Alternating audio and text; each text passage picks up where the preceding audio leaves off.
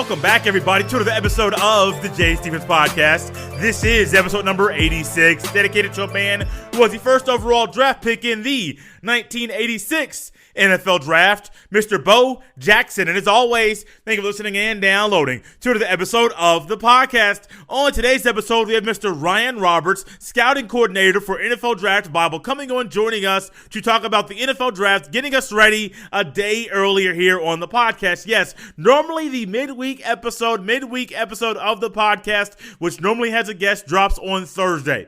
But with the draft being on Thursday, I wanted to bring in a guest that knows all about the draft picks to help get us ready for that draft, to help us get more acquainted with those prospects. So Mr. Ryan Roberts came on. The interview that I did with him was on April the 19th, airing today on April the 22nd. April the 23rd, the Thursday, there will still be a podcast episode this week. I will be solo on that one. So the guest portion of this week's podcast is a day earlier than normal. Also, big week for sports, big week for the podcast, changing things up. Also, another big announcement for the podcast. The Jay Stevens Podcast has joined the MTMV Podcast Network, or MTMV stands for My Team, My Voice Podcast Network. Mr. Rick Sincere hosted he runs MTMV, the podcast network, and he invited me on the network to do a mock draft. And there were, I think, at least 15 different podcasters there. Had a great time, had a lot of fun. We got to pick up, we got to make our pick, defend our pick, explain our pick, things like that. After you made your pick, you would explain why you made your pick, and then the other podcasters were there. They could kind of critique the pick, say if it was a good pick, bad pick, and different, kind of question you on your explanation or your reasoning for why you made that pick. And it was a fun time. This past Monday, him and I did an interview for the network as well. Lasted about an hour at the end. Do some discussions and things like that. The invitation for the podcast to go on to that network was offered, and ultimately we are now on that network. It's a great way for the podcast to grow, to have continued growth, to get more listeners, get better guests, and just get this thing rolling and just keep this train moving along. And it's not going to stop. Rick Sincere, I appreciate the offer. I appreciate him coming on, and I appreciate what he is doing with the podcast network, the MTMV Podcast Network. The Jay Stevens Podcast is continuing to grow. Like I mentioned earlier, the podcast is not going to stop. No live sports. The podcast is going to keep on going. One last comment before we get to Mr. Ryan Roberts. I realized on Monday, there is no way for me to properly handle the Last Dance documentary the way that I anticipated it. So from now on, the main topic we're going to be talking about the Monday after the next the two upcoming episodes air on ESPN on that Sunday at 9 p.m. and then 10 p.m. episode 3, episode 4 this coming Sunday. Well, the two main segments of the podcast will be all about the documentary. The first one, the main one, will be about the first episode. Then the second or the third topic will be about the other episode. So we're still going to have an opening topic and an ending topic that are not regarding or do not have anything to do with the documentary.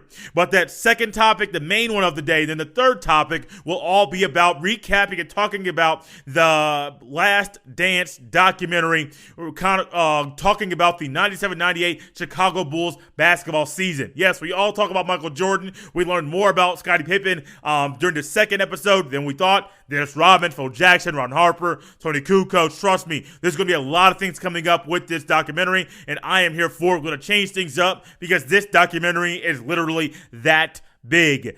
That is enough talking for now about things with the podcast, exciting things. What's going to happen next is just as exciting. Let's go ahead and take a trip to Burlington, New Jersey. Not Burlington Coat Factory, guys. We're not buying clothes. They're closed right now. They are currently closed.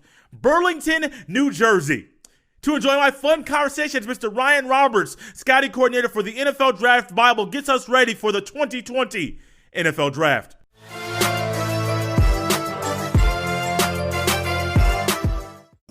Hey, Ryan, welcome to the podcast. Hey, Jay, appreciate you having me on, man. I hope everything's well on your side of the world. Yes, it currently is. And before we get into the draft, the reason why I brought you on, I want to definitely ask, how are things going with you and your family during this abnormal time in life? I mean, it's definitely very, very confusing to say the least. I mean, health wise, everything's good. Me and my wife are good. Family is good. Everything's fine. It's just, obviously with everything being shut down, being quarantined, every day just kind of feels like a Tuesday right now. But overall, everything's fine. Health wise, it hasn't changed too much on my daily regimen, but it's definitely a little different to say the least. Yeah, definitely. It's one of those things where I'm still working. You mentioned you're a teacher. Your life is just odd. Even if your day-to-day, even if your work schedule and work hours are still the same, if you're leaving your house, going to work, and then coming home, it's still odd and abnormal. And you mentioned that you and your wife are both teachers. How has the adjustment to teaching in a different classroom style, I want to just use that word, been for you guys? I mean, so it's my wife's in fourth grade. I'm in third grade. So it's very difficult, to say the least, having kids learn on the fly how to use Google Classroom and Google Forms and Google Docs and like all this type of stuff. It's difficult, obviously. And it's kind of like one of those things where, with the uncertainty of when everything is going to be, opened back up, when we're going to be able to go back to school, if we're going to be able to go back to school, it's one of those things where people are just learning on the fly. It's the same thing. There's uncertainty in the air, and getting third graders, getting 9-year-olds to be able to navigate Google Classroom on a daily basis while their parents are still trying to do their daily regimens as well. It's a little difficult, but I feel like we're making the best of it overall. Good to hear. You mentioned, so you guys have not canceled school for the rest of the year. I know I live in Indiana, and our governor already canceled, I think it was beginning of April. He said, and they had, at that time when he announced the beginning of April, they had already canceled school all through April, and then they're waiting for May. And then he ended up saying, a few weeks ago, he said, we're going to cancel school for the rest of the year. So he did that 2 months prior to school ending, or a month and a half. He's like, hey, this thing is shaking our state to a point, and I think it's best for us to take measures to a whole new level. Some may say premature, but he canceled it 2 weeks ago for the rest of the year to the end of May. So it sounds like you guys have not canceled school. Is that correct? So it's kind of going on a month-to-month basis right now. Originally, the whole thing was April 20th, or school is going to be closed until. But then, obviously, Governor Murphy over here in New Jersey is kind of taking it month by month now. So he just announced the other day that we're at least until May 15th of next month is at least it's going to be shut down until. So I guess we're going to get another update near close to that date. I imagine that it's ultimately going to be canceled for the rest of the year. But as of right now, we're kind of going on a month-to-month basis. Okay. Interesting approach to it. I know some people want everything just be shut down for the rest of the year. Some people want it to take a month-by-month basis, like you mentioned, like your governor is. And no matter what, you can't. You want to be cautious, but you always want to. You don't want to have shut things down. Say, it's April, we're going to shut things down for the rest of the year. No college in the fall, no school in the fall. And then lo and behold, it could be June that everything is cleared up and the virus is not affecting us in the way that it is currently. I get both sides, but it's kind of interesting. Your governor's taking that approach, and I could definitely respect that. I got a question for you. You look at these prospects, these NFL prospects, all the time. Has COVID-19 affected you and how you can analyze the guys that are going to be drafted this upcoming week? So it's only affected, obviously for me personally, the pro day circuit. I try to get out to a few pro days a year, and that would at least put maybe some more players on my radar that I haven't taken an official deep dive into. And that's kind of how it works for most NFL teams, really. You kind of get a flash of athletic traits during the pro day workouts for guys that you aren't too familiar with. And then maybe they make your radar kind of going towards the end. But, just from a film analysis perspective, it hasn't changed much. If anything, it's enhanced my ability to watch more film down the stretch here and get things set up for even 2021. So from my personal perspective, it's just, not being able to see some of the pro day workouts, some of the guys testing out of the gym, out of the roof, and then kind of making that you grab some attention towards them. But it hasn't really affected my overall process, I wouldn't say. Okay. Overall process. Let's just get started right into the whole draft process or the draft itself. There's a lot of talent that will be drafted towards the latter end of this upcoming week. What has been your overall overview of the draft, of the 2020 draft class? It is exceptionally deep. It is a really, really deep class, and obviously you're going to have some positions that are deeper than others. But the overall depth of this class in several positions, and I mean, people love doing mock drafts. They love doing mock draft simulators, all that good stuff. You are going to see some talent this year, especially later rounds, even a ton of undrafted free agents this year that are going to potentially make football teams. I feel like the top of this class is very solid. I wouldn't say that there is an overall amount, a crazy amount of quote unquote blue chip prospects, but I think the top of the class is very solid, and I think that the overall depth of the class is absolutely crazy. You mentioned exceptionally deep in the word to describe this class, this draft class, and I know with me following football my entire life, a lot of the listeners, I'm sure, of this podcast have been football fans their entire life. People say this word, the class is deep, or this position is deep, all the time. What do you think differentiates this draft class versus others, and talking about the depth that this class has? I mean, that's a great question. What makes this one different, I think, is that we're seeing a couple positions that are so deep that we're seeing, like everyone talks about this wide receiver group. We see the quality of that class in general. And then we see cornerback. It's so much different than some classes, because I feel like usually there's a little bit of a more well-balanced, like, every class across the board has a solid amount of depth to a degree, but it's just some groups. I look at the wide receiver group. I look at the cornerback group. I look at the offensive tackle group.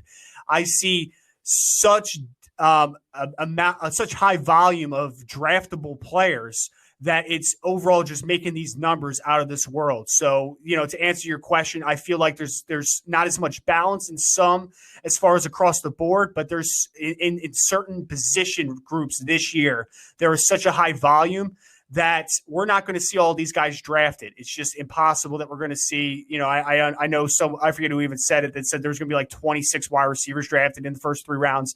That's not going to happen. That the general volume is not going to happen. But what that's going to give us is, again, late round guys at certain positions that you're going to be like, wow, this guy is going to make this team and actually contribute this year. And then undrafted free agency, it's going to affect it in a big way. So overall depth of a few positions in general are what really is buoying this class into being a really deep one. You mentioned a couple positions or position groups that are deep and they have great depth, wide receiver group and cornerback group. Let's go right to the wide receiver group. I'm doing this a little bit earlier than expected in my personal notes, but you mentioned it.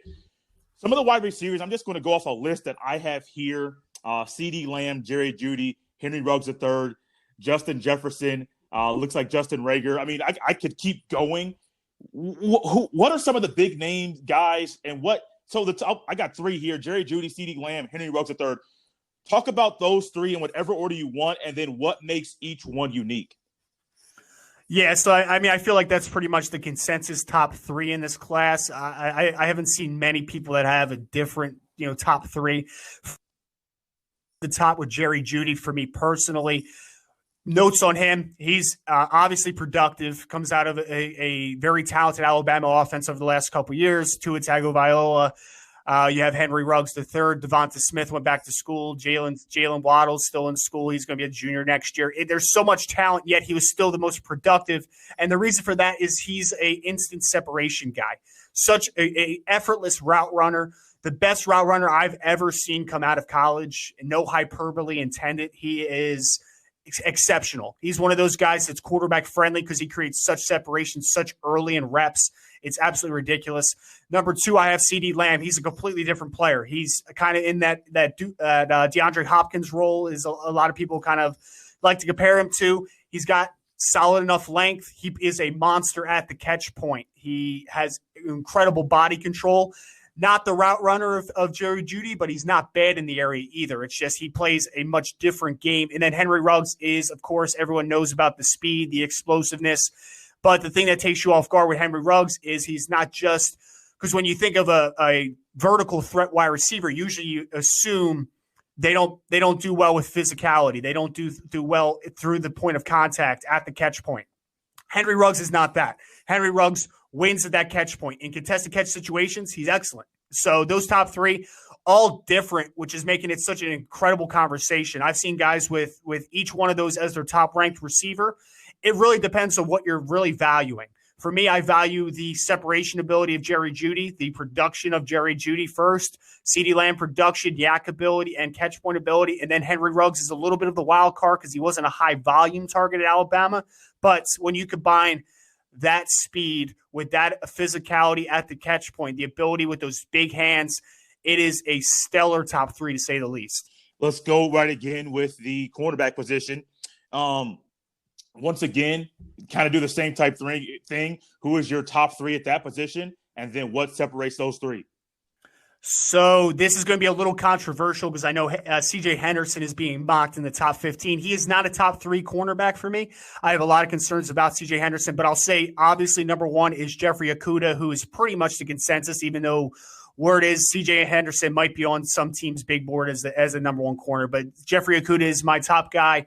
Everything you want, 6'1", 200 plus pounds, really, really physical, has some nice eyes in zone coverage, has a great technique in press coverage, which is only improving. And the thing that makes him so incredibly appealing is the fact of he's not like when you see a guy that size, you wouldn't expect incredible quick change of direction ability, coming back towards the line of scrimmage, coming laterally. He is an explosive athlete. He moves incredibly well for a cornerback of his size, which really takes you off guard. He's number one to me by a large margin, and then there's a huge drop. I have Jeff Gladney sitting at number 2 out of TCU. Similar in the fact of change of direction is incredible. Physicality. He's not near the size of Jeff Okudah, but he plays a lot bigger than he is. He's incredibly physical. Mirror and match ability is exceptional right at the top of the class. Physical, like I said, in the run game, he gets after it. He's not afraid. And then I have number 3. And so a quick note here. For my evaluations, I red flag guys, but I don't deduct for injury concerns. So Bryce Hall came into the year from Virginia as pretty much the consensus top ranked corner in the class going into summer scouting. And people are forgetting how good he was because he had a lower body injury during the season. I think it was a broken ankle, if I remember correctly. So he hasn't been able to play the latter part of the year, and he hasn't been able to compete in the draft process. But when he's playing, when he's healthy, he is an exceptional football player. I would rather see him in a system similar to maybe the Seattle Seahawks that run a lot of cover 3 where he's able to use his eye discipline to his best advantage.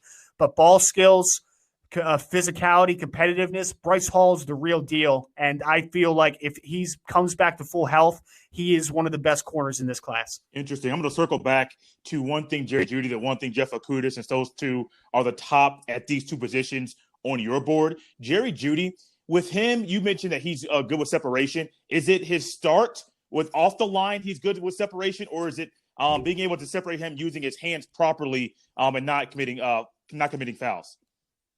So it's a combination of both. His releases are really nice.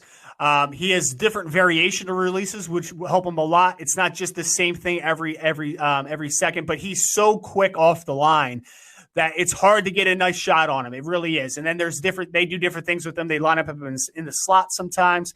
They line him up as more of a Z wide receiver where he's off the line, where they can motion him and get him some free releases that way.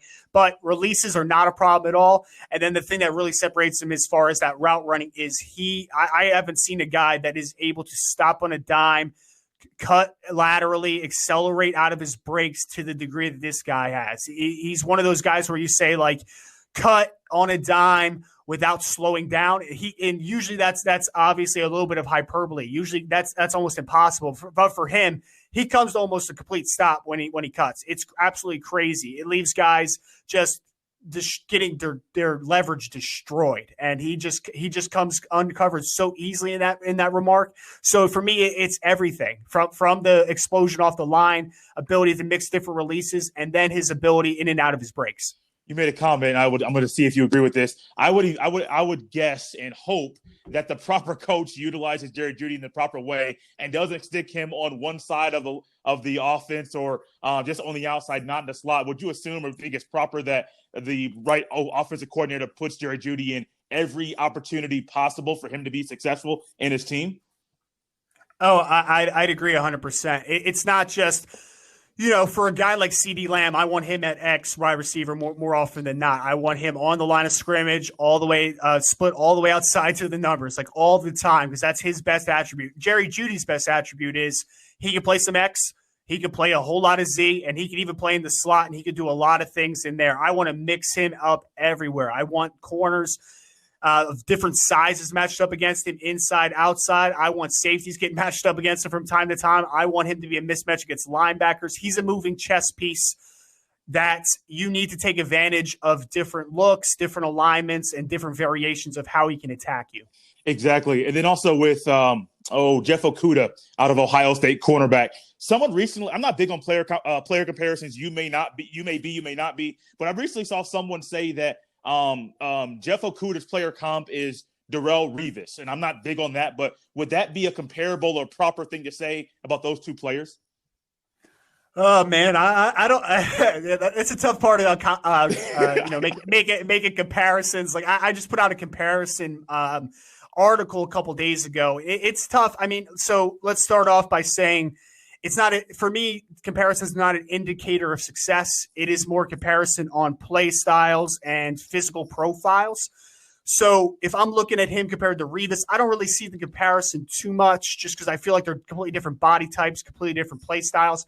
If I had to try to compare him to someone, it might be like a Aqib Talib kind of guy. He's got a little bit of that longer frame. He's pesky, but he's got, enough ability to do different things, in the change of direction, vertical speed, that kind of thing. So I would rather him be compared to a longer corner. But obviously, someone thought very high of him, so they compared him to Revis Island, which is no slouch of comparison, to say the least.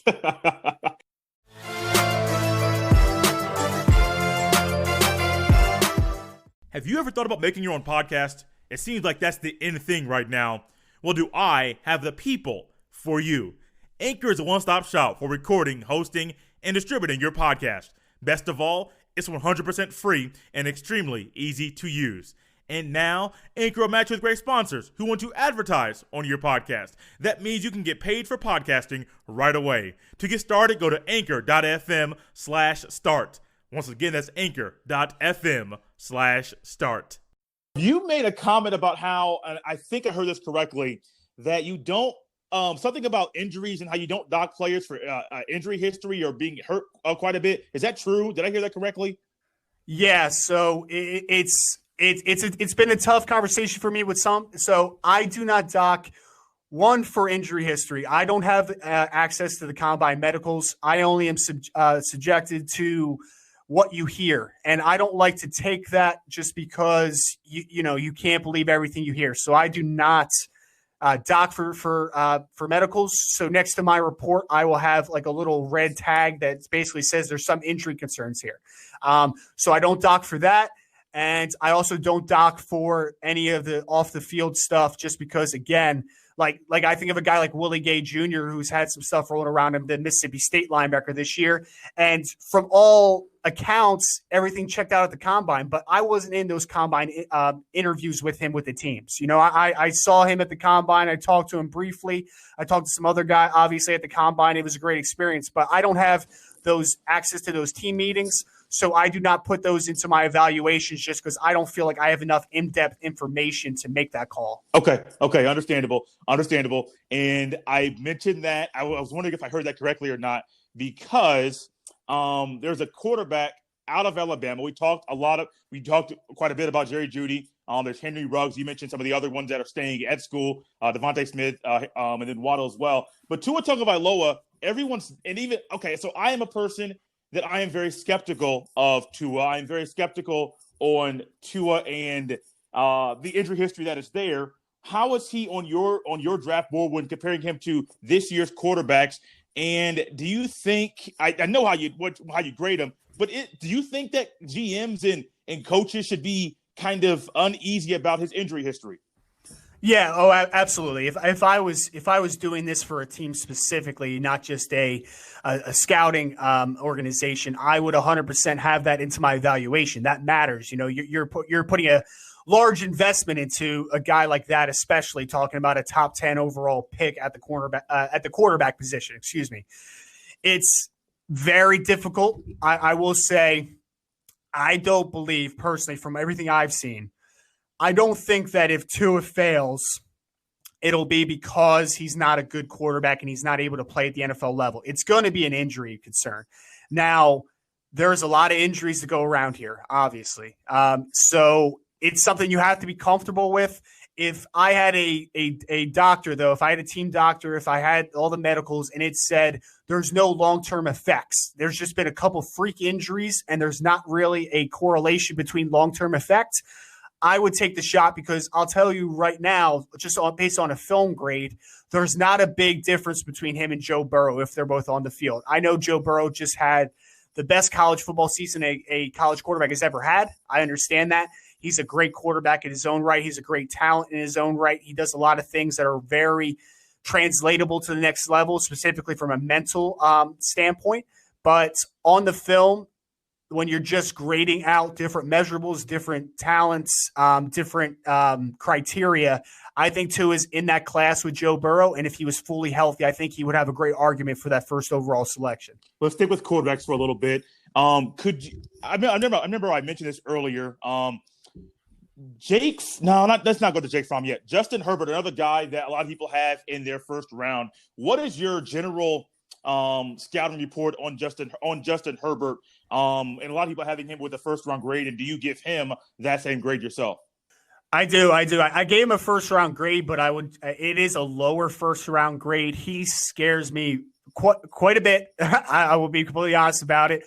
The talent is obvious, the size, the arm strength, even the accuracy in most situations, the ability to change arm speeds, everything is there. The problem is I didn't see huge improvements from him over the last couple of years. He's just kind of the same guy. Now, whether that is it might be okay if he's the same guy. He's a good football player right now. My question with him is, what am I banking on? And then my biggest worry about him is the same mistakes that I saw this year in 2019 were the same mistakes I saw in 2018. It doesn't seem to be an incredible improvement with the areas that he struggles. Now, I'm fine with the team banking on him in the first rounds with the how important the quarterback position is when we talk about positional value. But I will tell you that he worries me. He 100% does. There are some things about him, and I won't put it all on him because that Oregon offense is awful. It is. I hate the RPO concepts with just the quick screens, and they kind of kept the shackles on him a little bit. So I'm not going to put all the blame on him.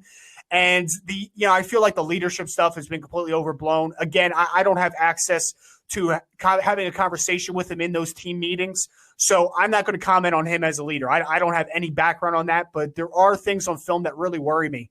They really do. And he's a guy that you have to be comfortable with as your potential franchise quarterback. And I personally don't know if I am super comfortable, but I had to put a first-round grade on the talent. It's just too apparent with him. Okay, another guy that some are high on, some aren't. Some are in the middle because he played for Utah State, a guy in Jordan Love. Just what's your general observations of him? So you're probably not going to find many people that are bigger Jordan Love fans than myself. He's actually my quarterback. He's my quarterback 3 over Justin Herbert. So his situation is completely different. Junior year showed so much flashes. If he had the same season he had in 2018 and 2019, this wouldn't even be a conversation, in my opinion. I feel like he would be the consensus 3rd overall quarterback behind Tua and behind Joe Burrow. He would be above Justin Herbert clean. Obviously, they lost everybody. They lost Darwin Thompson, Raquavian Tarver. They lost their tight end. They lost everybody. They lost their head coach to Texas Tech. Completely different situation. All new playmakers. It was not pretty. And the reason that I can kind of overlook some of the interception concerns and some of the turnover concerns is for a guy like Justin Herbert that we just talked about, some of the mistakes he makes is just him not reading correctly. For Jordan Love, the mistakes are him pressing too much, him trying to do way too much, making those bad reads. And we also talked a little bit about being able to kind of dissect their mind, being comfortable with them. I had the opportunity to speak to Jordan Love in a one-on-one interview last year going into his redshirt junior season. And I'll tell you, the dude's sharp. He's real sharp. He understands the game. So I am of the utmost belief that obviously it's going to really depend on who drafts him, what system he goes into. But if you are a team that can afford him the opportunity to do what he needs to do to really accentuate his skill set, I feel like the ceiling is much higher than Justin Herbert personally, and I am fully sold in the right situation that Jordan Love is going to be successful. Go ahead and say it. You just mentioned it. What situation do you think is right for Jordan Love? So, I mean, I'm in love with the New Orleans fit. If the Saints could somehow get up to him, or if, maybe Love has a little bit of a fall and then they're able to, kind of maneuver a little bit. Him sitting behind a guy like Drew Brees for a year is almost a perfect situation. I mean, it's not going to happen because the Carolina Panthers are not going to take him with the 7th overall pick. But if he was with a guy like Joe Brady with those similar New Orleans Saints concepts, pro passing concepts, I would be in love. I feel like that would be a great situation for him. That one is not likely at all. I feel like New Orleans, maybe New England, not sold on that fit, but the Saints is the one that really pops out to me as being like the perfect situation for him. Okay. Georgia has had a lot of quarterbacks. Not going Jacob Eason right now, who actually transferred. Not even looking ahead to Justin Fields, who will probably come out after this upcoming college football season. But Jake Fromm, been there, beat out a couple guys, didn't lose his job. He has a lot of people. When he announced that he was going to come out and go into the draft this year, a lot of people were confused, puzzled, startled, just thinking that he was getting some bad advice from people. I am one of them. I thought that he should stay in school. Don't think he's NFL ready right now. Even if it's like NFL ready to be a backup, it's like you're leaving, not pro ready. You're going to be a backup, and there's a really good shot that, in my opinion, you're not going to get a starting job in year 2, year 3, or year 4 just because you're not an NFL quarterback. Jake Fromm, to you, what do you think of him coming to the NFL? I feel like the NFL is going to like him more than a lot of media members, just because for quarterbacks, it's sometimes being able to see the floor. We talk about some guys like a Jordan Love we just talked about. The ceiling is what really is going to sell you, but like where's the floor?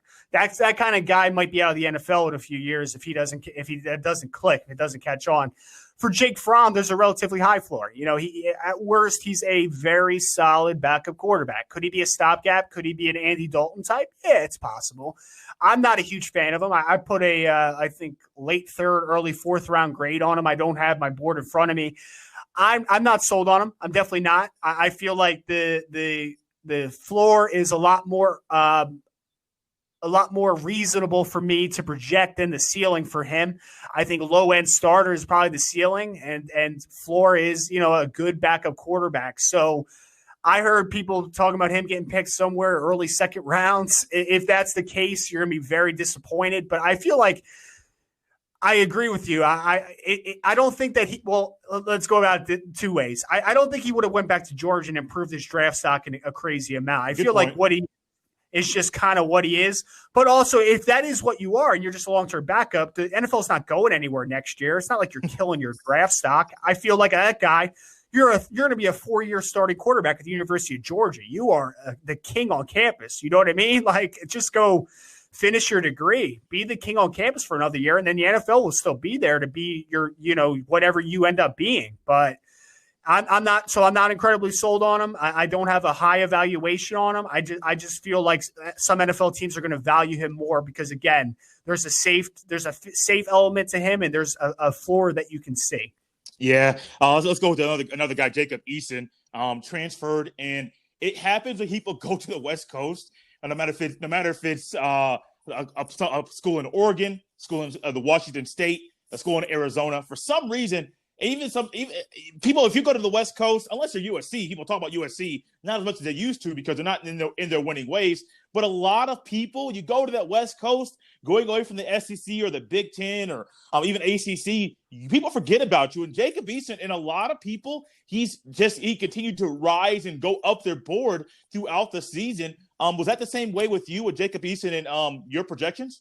No, I've never been in on the Jacob Eason hype. I'll tell you, I do have him at quarterback 5 just because the tools are there, but there is a huge drop off from quarterback 4 to quarterback 5, to say the least. I have I think a mid 3rd round grade on Jacob Eason. Again, the tools are there. Like, you could see it. It's not easy. It's not hard to see. There's just ability not to win outside of structure. That pocket awareness is not great. He's a slow processor going through his reads. Like, there's a lot that needs to be hammered out.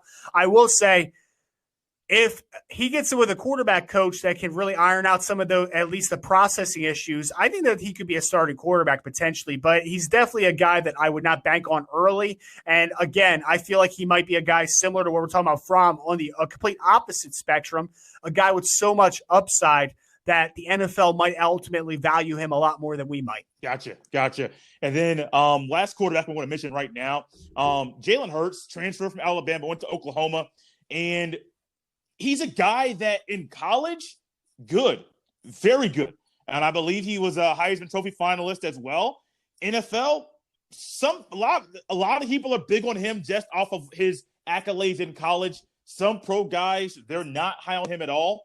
Are you high, low, in between on Jalen Hurts? I'll say I'm low.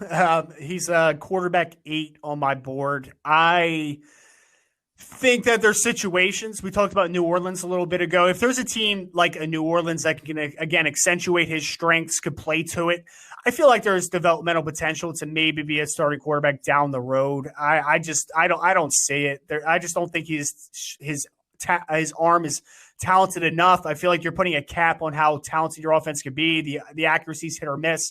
And he's been a guy that, he's never been a guy that's going to go through multiple reads. He's been a 1 to 2 read guy and tuck it and run, which in college, it works. That works 100% of the time. Well, maybe not 100%, but it works a majority of the time. In the NFL, it's not going to cut it. And, again, people want to try to compare him to Lamar Jackson. Lamar Jackson has so much more arm talent than Jalen Hurts. Like, it's not even a conversation. It's not. But, I think that there are a couple spots that Jalen Hurts can fit into and that can be successful in. I just don't think that there's that many of them, which is why I'm a lot lower on him than most. Who do you think? You said the Saints would be a good fit for, or possibly a good fit for Jalen Hurts? Yeah, I think the Saints, the Tennessee Titans pop up as another one too. That power run game, they can do some stuff out of play action. I feel like those couple spots would be nice.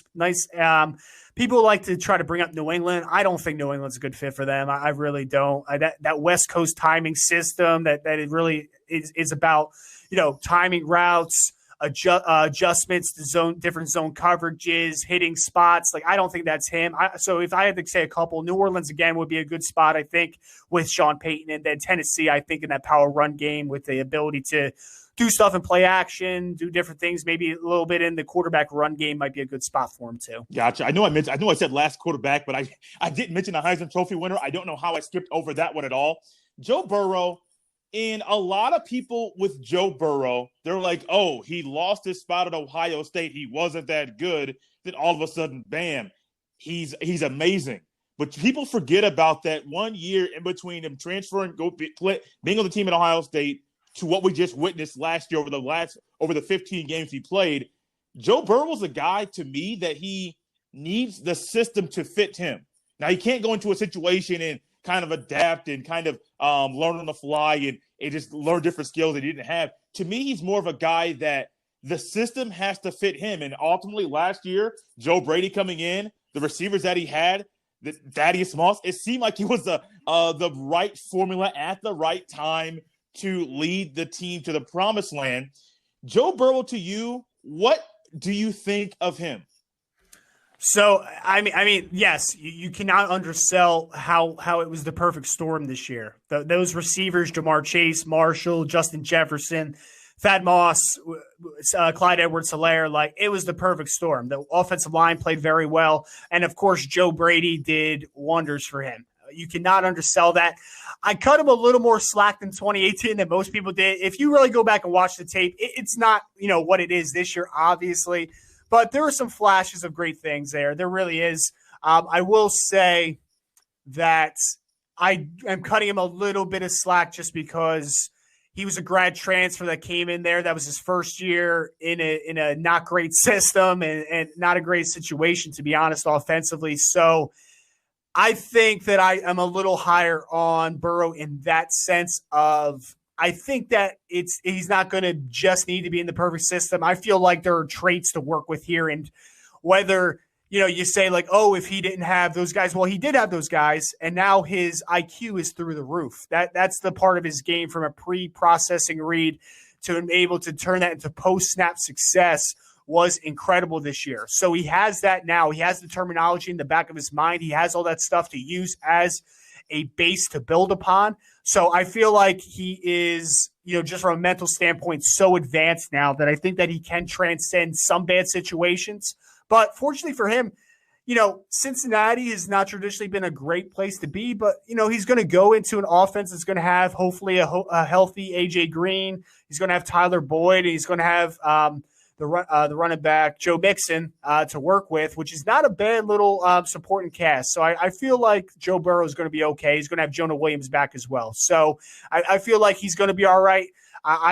His tape this year was absolutely phenomenal, and I feel like working with Joe Brady for the year is going to do wonders for him. I agree with that. There was a couple guys that I was looking at with this draft, just a few that I think aren't really getting talked about, or may be getting talked about just in different circles, not the ones that I've been listening to quite a bit and things like that. J.J. Taylor, Michael Pittman Jr., Antoine Winfield, and then Damon Arnett.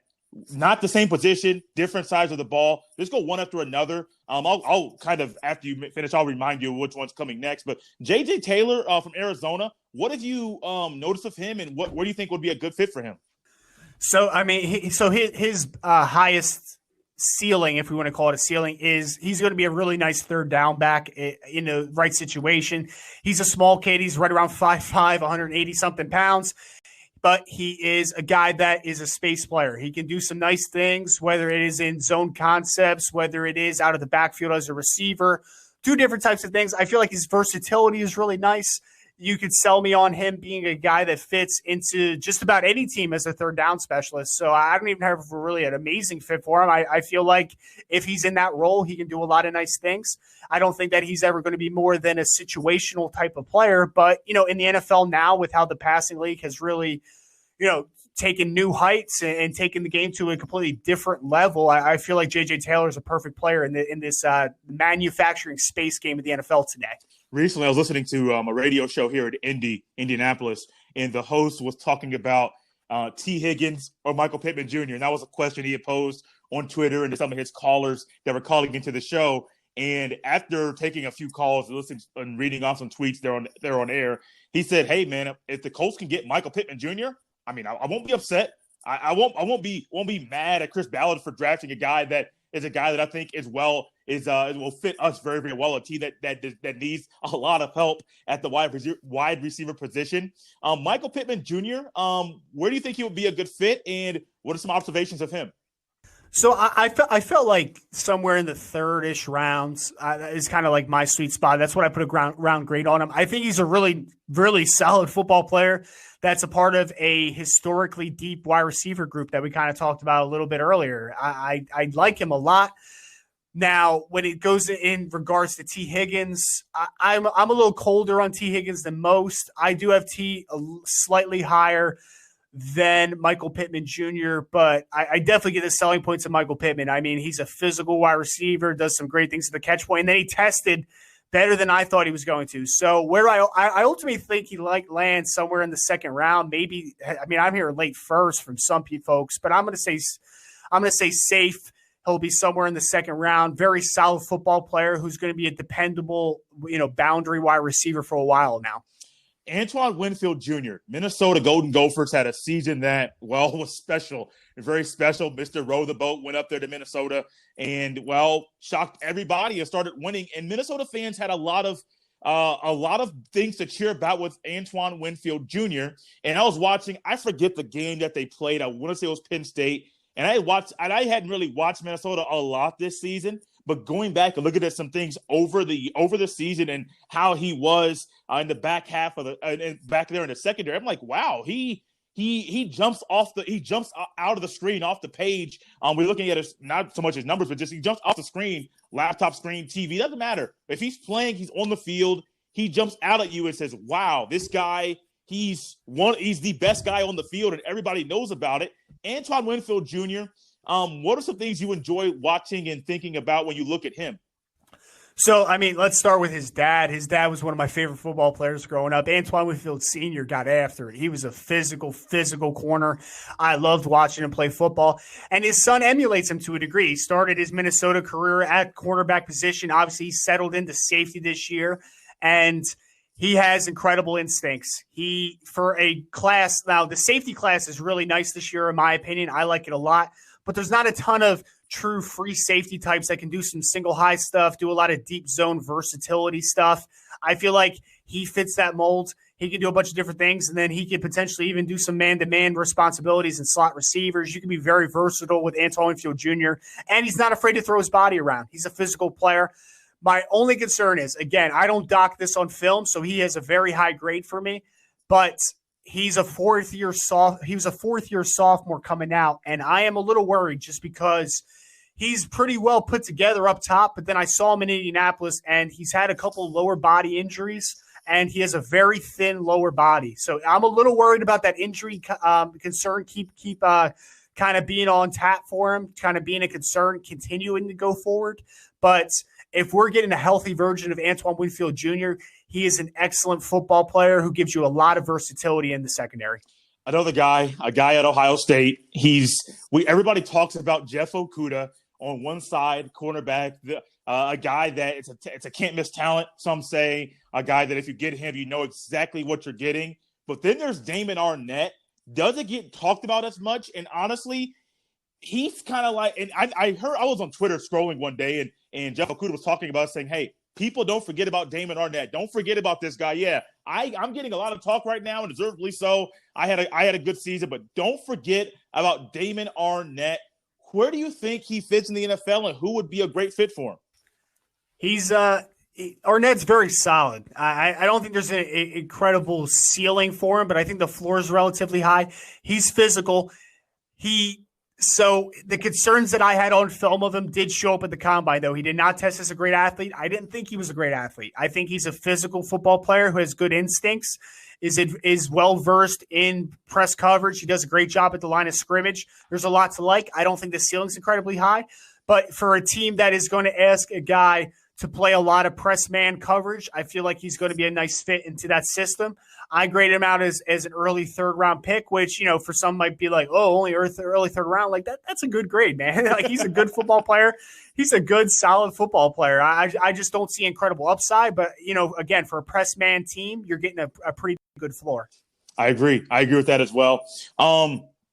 Very quickly, we have not talked about the interior of the offense, the O-line, or the D-line. I believe I recently listened to the podcast you're on with Alex and Joe, and I believe you made a comment saying, maybe you said I don't know if this was you or you heard this from somebody, but you said there'll be 7 offensive linemen drafted in the first round. Not sure if that was your statement or somebody else's, but how well-rounded or how high or how good are these offensive linemen coming into that are going to be prospects and getting drafted this upcoming week? So the interior part of the offensive line is not great. I like Cesar Ruiz from Michigan coming in the first round. I'm a big fan of Netani Mutai, who's a offensive lineman, a guard coming out of Fresno State. He's not going to get drafted very high, though, because he's had a ton of injuries in the past. But I'm a big fan of him on film. The offensive tackle class, though, is one of those classes we kind of talked about to begin the show, is incredibly deep. Everyone talks about the big four with Wills, Wirfs, Becton, Thomas. It's exceptional. After that, there's a bunch of really nice developmental guys. We talk about the Josh Joneses of the world, the Prince Tega Wanagos, the Austin Jacksons, the Matt Perts. There's a lot of guys to really get excited about. Ezra Cleveland, Lucas Nang's a really, really solid right tackle prospect. So I only have 4 guys graded as a first-round talent.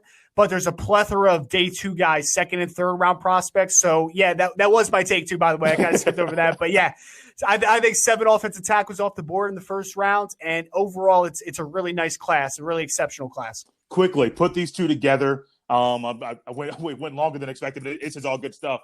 The D-line and linebackers, just quickly, or just take a few time, couple of these together. A few guys if you want to talk about edge rushers, the interior D linemen and linebackers separately, I don't care.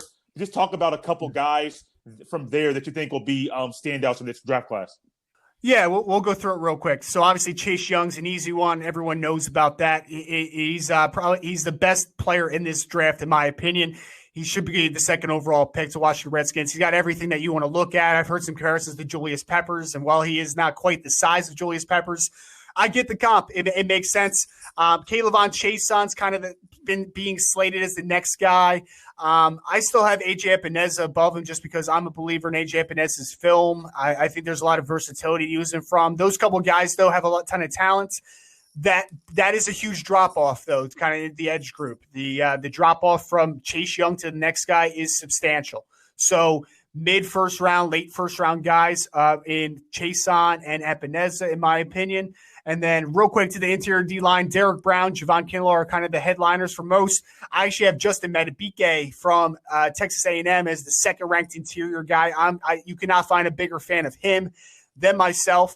He is an exceptional football player that I think the ceiling is absolutely I can't even kind of describe how high I think his ceiling is. Ross Blacklock's another nice one from TCU. And then real quick, the linebackers. It's not a great linebacker class. I have Isaiah Simmons rated as a linebacker. Some have him as a safety, which is crazy for a 238-pound athlete. But, Isaiah Simmons and then another really steep drop-off. I actually have Willie Gay Jr. from Mississippi State as my second-rated linebacker. I love his film. But, again, that drop-off is huge. And then we talk about a guy like Patrick Queen out of LSU, Kenneth Murray from Oklahoma are kind of to round out the top of that group. So it's not a tremendous linebacker class at the top, but there is a little bit of depth. I'm not going to say it's a great class, but it's okay. And obviously Isaiah Simmons makes it look a whole lot better. So you're not saying there's any chance that somebody drafts him and says, hey, Isaiah Simmons is going to be a safety. Are you saying that's not going to happen at all? No, definitely not. Definitely not saying that. I think he can play safety. So it's weird. I said he played a linebacker, but real quick, I did that comparison article I was telling you about earlier. I actually compared him to Adrian Wilson that used to play with the Cardinals, who was a 6'3", 230+ pounds safety who did a lot of stuff in short zones, man-to-man coverage, and they blitzed him all the time. They played him as almost like a dime backer. I imagine Isaiah Simmons gets used in a similar fashion. I just think like if an Adrian Wilson played today, he'd play more of a kind of a weak side linebacker role. And I feel like Isaiah Simmons, that might be where he is at his best, kind of, navigating space, being able to blitz, do different things. But so no, I would not be surprised at all if he ends up playing safety. But for that argument's sake, I feel like his best attributes will be him playing more closer to the line of scrimmage. Let's talk big board talk here quickly. Just very quick before we wrap this thing up. Top 5 on your board. Just go right in order. 1, 2, 3, 4, 5. Who do you have in order as your top 5 prospects in this draft? Yeah, so I have Chase Young at number 1. We talked about him already. I have Joe Burrow at number 2, Jeff Okudah at number 3, Isaiah Simmons at 4, and then I have Jerry Jeudy rounding up the top 5 at the number 5 spot. Okay, what separates? And I know you talk about separation. I did the same thing with Tua and Joe Burrow, but there will be a lot of people that are listening to this that think you're crazy for having Chase Young at 1 and Joe Burrow at 2. Explain your positioning with that. I mean, so it's just based upon film. If we want to go back and look at Chase Young, I mean, we don't scout the box score, but 16.5 sacks, missing 2 games, like it's a no-brainer for me. 6'5", 270 athlete, can play all over the line of scrimmage if you wanted him to. He's got enough bend. He's strong. He's fast. That's a no-brainer for me. And then Joe Burrow, like if we want to dissect the 2018 film, maybe it knocks him down a little bit, but like that 2019 film was so good. Like, it was just so good. I mean, everything about it from a pre-snap to a post-snap perspective, accuracy-wise, being able to extend, navigating the pocket. I didn't even mention his pocket awareness earlier, which is probably the best I've ever scouted so far in these few years. And I feel like there's just a separation there. And I feel like, that is even taken into account the positional value, because I don't factor that in either. It's a raw grade. And I just feel like this tape last year, Joe Burrow's film was absolutely sensational. I feel like those guys are the 2 leaderboard, and I think they should go off the board in the top 2 picks and to kind of solidify that fact. To wrap things up, I like to do something a little bit fun. Give me like kind of rapid fire style. Give me your first thought when you hear what comes out of my mouth into your headphones. Some of these are going to be, these are not going to be all these. Some are sports related, some are just life, some are basketball. I'm a big basketball guy. So not all of these will be like your prospect and your scouting stuff. It's just a fun way to wrap this thing up. After we get through with this, I'll give you time to promote yourself, NFL Draft Bible, and everything like that. Thought or question number one: who is the better pro prospect, Joe Burrow or Trevor Lawrence? Trevor Lawrence, by pretty substantially to me. He's excellent. I just watched a couple games of him yesterday. He's everything people say he is, and people are trying to poke holes in him a little already throughout this process. But Trevor Lawrence, pretty substantially for me. Favorite NBA player? Oh, that's a good one. Favorite NBA. I mean, I'm a Sixers fan, so I guess I'll go with Embiid, even though he's a headache. I do enjoy watching Embiid when he's healthy and actually playing himself. So, what about favorite NBA player of all time? Of all time, I was a huge Reggie Miller fan when I was younger. I was a sucker for those shooters, man. And he used to have that 3-pointer with the kicking his leg out, getting the 4-point plays and stuff. He was a ton of fun to watch. Yes, he was. A game you watched, you'll never forget. Oh, a game I watched, I'll never forget. Probably two come to mind. One, I'm a Rams fan. I've been a Rams fan for a long time. The Super Bowl with them against the Titans in the 99-2000 season, where Mike Jones tackled Kevin Dyson at the 1-yard line, was crazy. And then the Rose Bowl between the Texas Longhorns and USC, where Vince Young took it in the last couple seconds, was pretty crazy. Keith Jackson's last game that he called, that was on TV recently, and I rewatched portions of that night as well. Favorite vacation spot? Love Yellowstone National Park. We've been there before, me and my wife. It's a awesome time. It's really crazy just being able to be around some of these animals. I mean, you pull around the corner and there's a bison right next to your car. It's pretty crazy. Yellowstone is a lot of fun. I would recommend it for everyone. A place you want to go but have never been? Italy. That's an easy one. My mom is full Italian. She is, she's the gravy versus sauce person. You know what I mean? So I would 100% like to go to Italy at some point. 3 sleeper picks or 3 sleeper players in this draft. Sleeper players. Okay. Off the top of my head, I've been talking this guy up for a little bit. He's going to be a later round pick, I believe. Luke Juriga. He plays center for Western Michigan. He's a zone style center, really nice athlete. His father, Jim Juriga, played for the Denver Broncos in the 90s with John Elway. Won a couple Super Bowls with them. That's one. I would say a second one I really like is Devin Asiasi, the tight end out of UCLA. In a really underwhelming tight end class, he is very fun, very flexible for a tight end his size, does some nice stuff in the blocking game. I like him a ton. And then a guy that I think is getting a little undersold, might still be in a 3rd-round pick or so, but I love Zach Moss from Utah. I would love the Rams to pick up him to kind of combine with him and Darrell Henderson. When you want to talk about vision and physicality, Zach Moss is a bowling ball. He's a freight train running through. So Moss, Asiasi, and then I'll throw Luke Juriga out there too. A game you would love to attend from any sport? Oh man, that's a good one. I'm more of a college football fan than NFL. So, I still watch NFL every Sunday, but I definitely, college football is kind of like my first love. So I would love to just go to a national championship game next year, one year.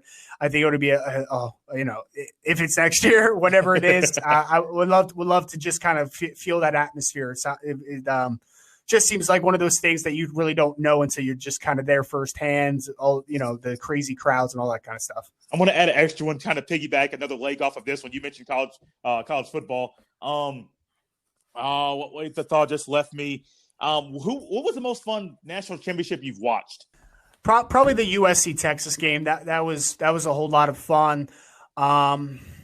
Trying to think if there's another one that really pops out. I mean, the Tua game a couple years ago where he came in against Georgia and had the overtime toss was pretty fun too. But I'd say that USC Texas game, probably off the top of my head, was probably the best one I've seen. Who would win in a game of one-on-one, Michael Jordan or LeBron James? Oh, we're getting personal here. All right, LeBron James. I'm going with LeBron. You do realize we're recording this on the same day that this 97-98 Bulls documentary comes out. Yes. And I mean, Jordan is phenomenal. If it's one-on-one, I'll just go with LeBron, a little more physical, a little bigger body. I'll take him slightly. Last but not least, he's no longer with us, but we still get to live in his memories and watch on YouTube and watch as TV's going to keep replaying his games. All these networks will. Kobe Bryant. What's a game or a play or something, a memory you have of Kobe Bryant from his playing days? Yeah, so I mean, he was a Pennsylvania guy. He grew up in Coatesville, so pretty close nearby. The moment I feel like that a lot of people remember. I mean, the 81 points in the one game was pretty crazy. But when he stepped over, when he crossed up. Wait, no, that wasn't him. Forget it. I'm gonna go with the 81 point game. Then I just forgot with the last one. Either that one or what he scored his last game. Was it like 62 points or something like that? 60 points, like absolutely ridiculous. So. He was. It was always a fun time, though. I actually went to a game before when he came back to Philly, and he's. It was something to see for sure, because it was kind of like one of those things where like Philly, Sixers fans would pretend to hate him, but like he knew he was still one of his own kind of thing. 60 points the last game, and were you thinking about the time that Iverson crossed up Tyronn Lue? Yes, yeah, because it was a Laker thing, and I remember one of my first basketball memories was when Iverson took them to the finals, and then they got smashed by the Lakers after winning the first game. So had a feeling that was the case. Take some time Yes. now, promote yourself, some things you're doing with NFL Draft Bible, how people can connect with you, and then also how people can connect with NFL Draft Bible and where they can see some of your work. yeah, so on Twitter I'm very active. Rise N Draft, the letter N Draft.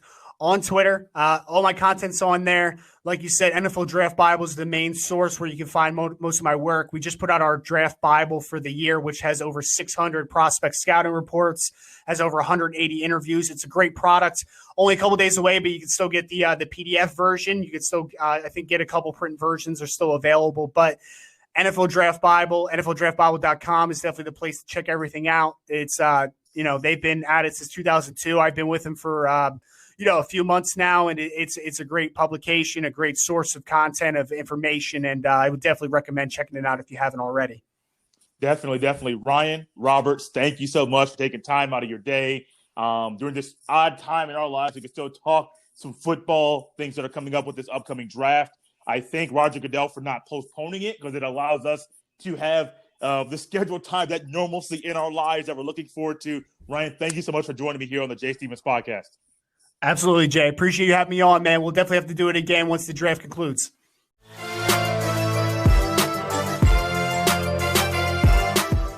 Wow. Just wow. I had heard Ryan Roberts before. He's on a podcast that's called Draft Brawl, where him, Alex Gilstrap, and then Joe DeLeon, I believe I got Joe's last name correctly. They go on to get you ready for the draft, and they dump knowledge on you, more knowledge, and they have big boards, and they have scouting reports, and all the stuff you see. Mel Kiper and Todd McShay and Daniel Jeremiah, all these things, Joe Klett, all the guys that you see on the networks. These guys at NFL Draft Bible are doing and been doing it for a very long time at a very high level. And Ryan Roberts, thank you. We'll definitely do some more work with him in the fall, as I am anticipating and believing there will be a college football season and NFL season in the fall. Yes, I have been optimistic throughout this entire abnormal sequence in our country's history, in our world's history, to be exact. I have been optimistic, my friends. Some don't understand it. Some agree with me. Some don't. But I try to be optimistic, try to bring some type of hope. I know I don't really do it here on the podcast. I want this to be kind of an escape from everything that's on the mainstream media. You turn on ESPN, a lot of times SportsCenter, it's all they talk about. CNN, MSNBC, all these networks, that's all you hear. So I try to make this be an escape, a way for you to forget about all that stuff and to talk about the thing that we love, that we wish was happening every single day, live sports. People not Clay Travis for being optimistic. Why? People at this time, they want something to grasp onto. They want to see some sign of hope, and to believe that the end is near. I'm not saying the end is near. I don't know what's going to happen. I don't know what the governors are going to do. I don't know when they're going to reopen their states and things like that, or if the mayor has issued in a particular city, has issued a stay-at-home order separate from the governors.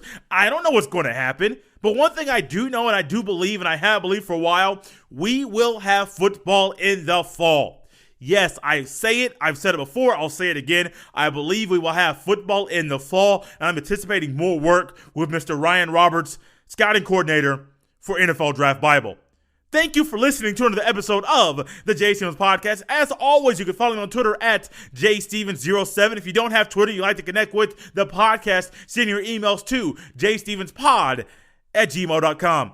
Remember to always subscribe, rate, and review. It's a great way for people that are searching for new podcasts to listen to come across this one. Then remember to always get the word out about the podcast via word of mouth. The things that we enjoy in life, we are more willing and somewhat wired to tell other people about. So no matter if this was your first episode or if you have been listening since episode number 1, be sure to let people know about the podcast. This has been episode 86 of the Jay Stevens Podcast. I'll see you next time.